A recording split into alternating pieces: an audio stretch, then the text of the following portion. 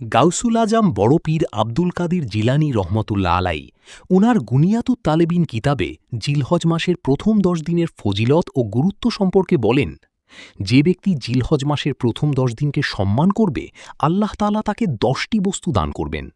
১. হায়াতের বরকত, ২. সম্পদে বরকত, ৩. পরিবার পরিজনের হেফাজত, ৪. গুনাহের কাফফারা, ৫. নেক আমল বৃদ্ধি, ৬. মৃত্যুকালীন সাকারাত সহজ, ৭. অন্ধকারে আলো, ৮. মিজানে নিকির পাল্লা ভারী, ১০. দোজক থেকে নাজাত, ১০. জান্নাতে উঁচু মর্যাদা লাভ। সুবহানাল্লাহ। তিনি আরও লেখেন, যে ব্যক্তি এই ১০ দিনে কোনো মিসকিনকে খাবার দিল, সে যেন স্বীয় পয়গম্বরের সুন্নতের উপর সদকা করল। যে এই দিনসমূহে কোনো রোগীর সেবা করল, সে যেন অলি আল্লাহ ও আবদালের সেবা করল।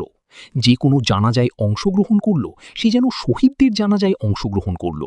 যে কোনো মুমিনকে কাপড় পরিধান করালো, আল্লাহ তাআলা তাকে নিজের পক্ষ থেকে খিলাত পরিধান করাবেন।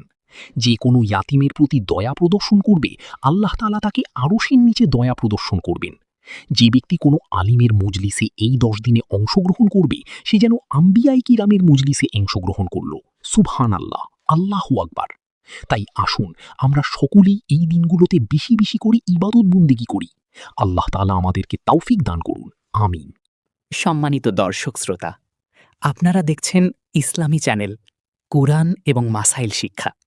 তাই নিজে জানতে ও অন্যকে জানাতে আমাদের চ্যানেলটি সাবস্ক্রাইব করে রাখুন, লাইক ও শেয়ার করে আমাদের সহযোগিতা করুন এবং কমেন্টে আপনার মতামত লিখতে ভুলবেন না।